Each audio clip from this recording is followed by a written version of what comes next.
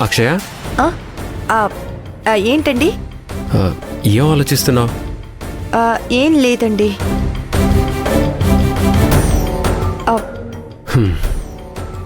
Sorry అక్షయ. Sorry ఎందుకండి? నీ మనసు అర్థం చేసుకోకుండా నేను చాలాసార్లు నిన్ను బాధ పెట్టాను. బాధ పెట్టిన ప్రతిసారి నీలో నువ్వు బాధపడ్డావే కానీ నా బాధకి కారణం నువ్వే అని ఏ రోజు నా వైపు వేలెత్తి చూపించలేదు. అవన్నీ ఇప్పుడు తలుచుకుంటుంటే నీ కళ్ళల్లో కళ్ళు పెట్టి చూడలేకపోతున్నాను అక్షయ.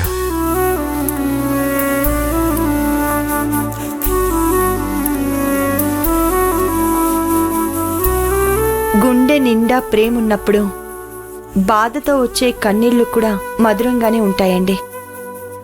మీరు నాపై కోప్పడిన ప్రతిసారి నేను అలాగే ఫీల్ అయ్యేదాన్ని.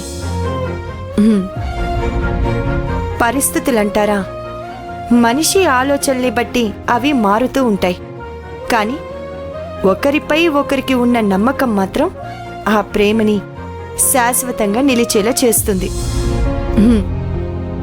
ఇప్పుడు ఆ ప్రేమే మనల్ని ఇంత దూరం తీసుకొచ్చింది. ఇక్కడ మనకొచ్చిన కష్టాన్ని దూరం చేసింది. నిజమే అక్షయ. వాళ్ళు నన్ను తీసుకుని వెళ్తున్నప్పుడు నీ నుంచి నేను దూరం అయిపోతున్నానేమో అన్న ఫీలింగ్ కలిగింది. ఎప్పుడైతే వాళ్ళు నన్ను అటాక్ చేయడానికి చూశారో నాకు నాకన్నా నువ్వే ముందు గుర్తొచ్చావు. అక్కడ నువ్వెలా ఉన్నావో, వాళ్ళు నిన్నేం చేస్తున్నారో అన్న ఆలోచన, ఆ ఆలోచనే ఎలాగైనా నిన్ను చేరుకోవాలన్న ధైర్యాన్ని ఇచ్చింది. అందుకే వాళ్ళ నుంచి తప్పించుకొని నువ్వున్న చోటికి పరిగెత్తాను.